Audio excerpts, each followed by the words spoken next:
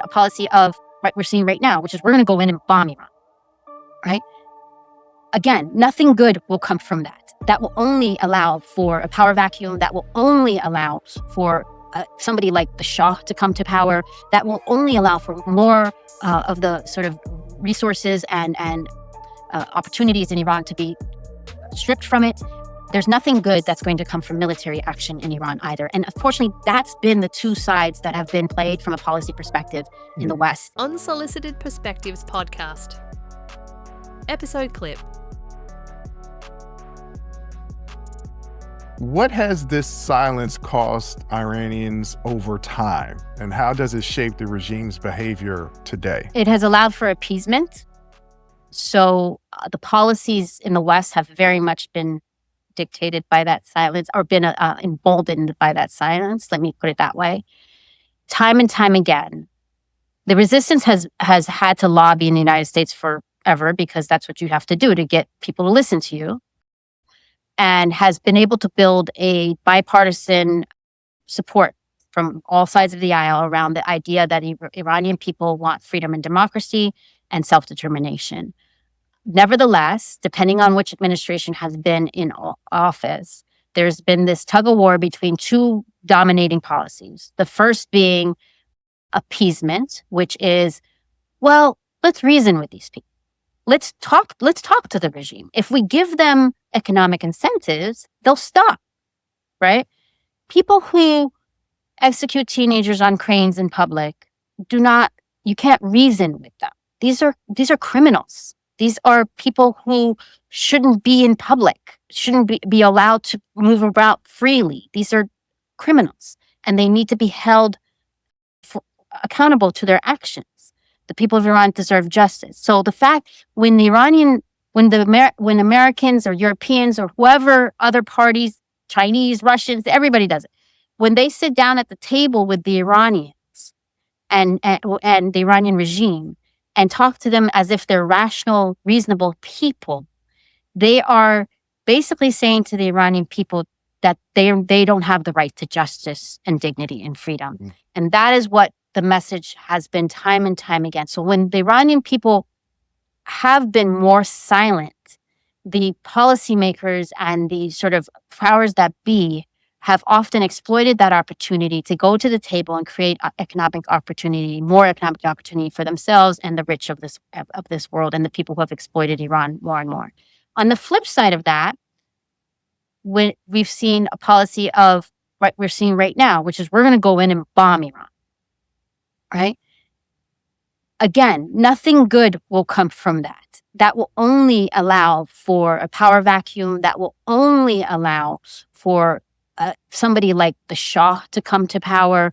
That will only allow for more of the sort of resources and opportunities in Iran to be stripped from it. There's nothing good that's going to come from military action in Iran either. And unfortunately, that's been the two sides that have been played from a policy perspective in the West. And whenever the protests are not on TV, the West sits down at the table and says, let's have a conversation. And when they are on the thing, they're like, we're going to go bomb them. And neither of those offer a real solution for the Iranian people and get them any closer to their dream. What is the solution? The solution is there's a number of things. One is targeted sanctions from a policy perspective. Targeted sanctions where they economically cut the regime off, right? So that it can't fill its coffers more with money. And gold. We've handed over blocks of gold to the Iranian regime. Like there's footage of this. It's crazy.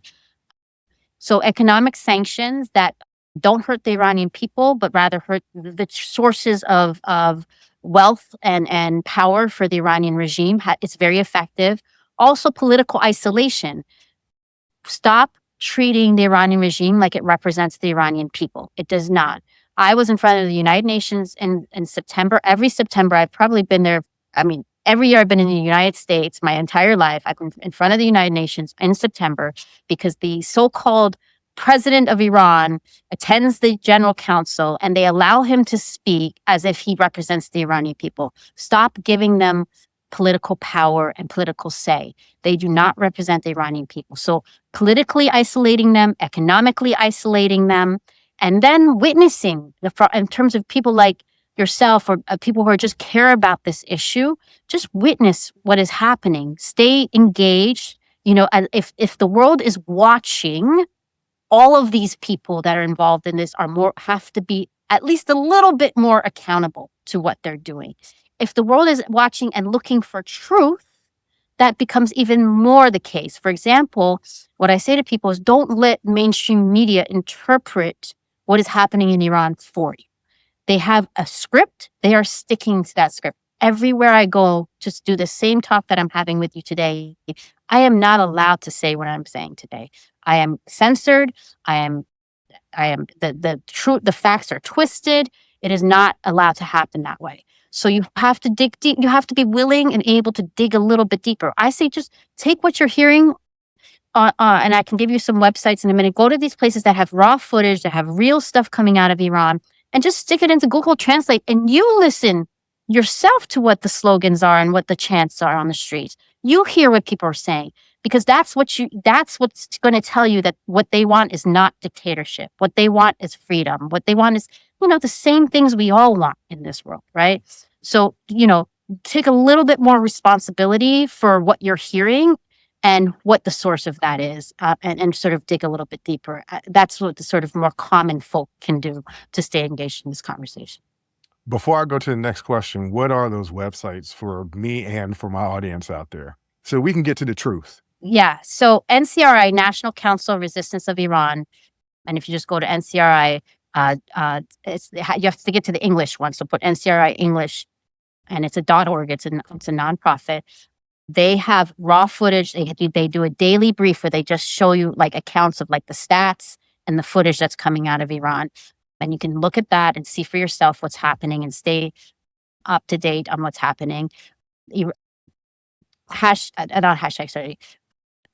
Handle Iran_policy on X. You can find it there. NCRI and Iran_policy are also on Instagram. You can find it there. So there's sources of truth and that aren't trying to sway you in any direction. And the resistance is very active and really, putting a lot at risk to get this stuff out of Iran. So if you have to get closer to the source, get closer to the resistance, and you'll get closer to the truth. Just watching reels on Instagram and letting them sort of the AI sway you this way and that way, you're going to go down the wrong. Okay. I'm not a freedom fighter. Never have been. Okay. All I do is have this show and bring up issues that I think are not getting enough attention or not getting the right attention. So I'm not a freedom fighter. Well, giving people a voice is a big part of freedom fighting. So just so you know. But okay. I appreciate that. But you actually are a freedom fighter. And this work is deeply personal to you. And has been a part of your life since birth. And hasn't just affected you from the outside, has affected you inside your nuclear family. Yes. Are there moments when carrying this history feels especially heavy? And how do you take care of yourself while still continuing to do the work of being a freedom fighter? Yes, there are moments. There are moments when it's exhausting, of course. This is not an easy struggle. I tap into my faith a lot. I believe in that faith, and I believe that faith is what guides me on a day-to-day basis. I tap into my mom, my sisters who have been in this struggle with me for my entire life. My day ones, we joke with each other, and really, we can only laugh. People see some of these we're laughing about. And they're like, "That's not funny." And I was like, "Well, you weren't there in the moment. You don't know how it felt. And now it was funny." Or we can joke about things that other people don't get. Whatever. I tap into the resistance, the broader community that I belong to. I feel very fortunate. Again, despite all the struggle and the challenges, I feel privileged to have been raised in this movement, to have such clarity around my purpose and to have such clarity around my vision for my people. Like, not everybody gets to have that privilege. So I feel very privileged in that way. And I think that helps me to sort of build energy when I'm tired and to reactivate myself when I need to reactivate. And I draw inspiration from the movement itself, the people. Like, I'm on the sidelines, to be honest, compared to a lot of people who are in this. Or the people who are on the streets right now in Iran, the people who have dedicated their lives to this. I have a job. I have 2 kids. I have a husband. I have normalcy to some extent. There are people in this movement who don't have any of that because they gave it up to give full time to this thing. So I draw inspiration from that. You know, I do all the rest of the things that normal people do. I try to be healthy. I try to find ways, channel my energy into good things, and nature helps me. All of these different things help me. But to be honest, in a moment like this, where it has sort of flared up and it is where it is right now, and it's much more front and center, and I've got multiple interviews every week, and I'm trying to get this message out as much as I can. It's hard to explain, but anyone who's ever been part of something that they really believe in, it just energizes you. It just gives you something that nothing else in life gives you. And so in those moments, it's actually easier when I'm giving more to this and more focused on it than the times when it's like, it's not front and center. There's not a lot of people aren't listening. And then I got to make time to go, to an event or facilitate a panel or whatever. I'm like, oh, I'm so tired. I really don't want to do this tonight. These moments are actually the easier ones because I'm just a normal person. Right? But I draw inspiration and strength from all the things that have shaped me my whole life and have brought me to where we are today and have brought our country to where it is today. And that's how I think we're all going to get over the finish line, is we have each other and we have, and that is so powerful. That gives you so much energy. Okay. That's about you. And you've been so candid, open, and informative during this interview. Thank you. You're welcome. What do you hope that the audience walks away understanding about all of this? I know that's a big question, but at the end of this, what do you hope the audience learns and understands about everything going on? I recently heard the man who prosecuted the policeman who held his knee on George Floyd's neck in Minnesota. And they were interviewing him on a show about like what's happening now in Minneapolis and who should be held accountable and how they can hold ICE agents accountable, etc. And one of the things he said, and he's a lawyer, right? And I love, sometimes lawyers can be helpful because they can just put things into this like order and like, this is the law, right? This is what's truth. And you're like, yeah, that's true. If you take all the stuff out of it, the emotions out of it, there it is, right? But one of the things he said was justice is a process. It's not an outcome. It's a process. And we are in the midst of that process.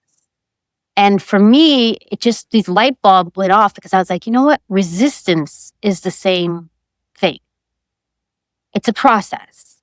The revolution is not going to happen on TV, as has been said, right? It's not going to be broadcasted that way. Revolution is a process. These things, major things that mean something in life, are a process, that change humanity are a process.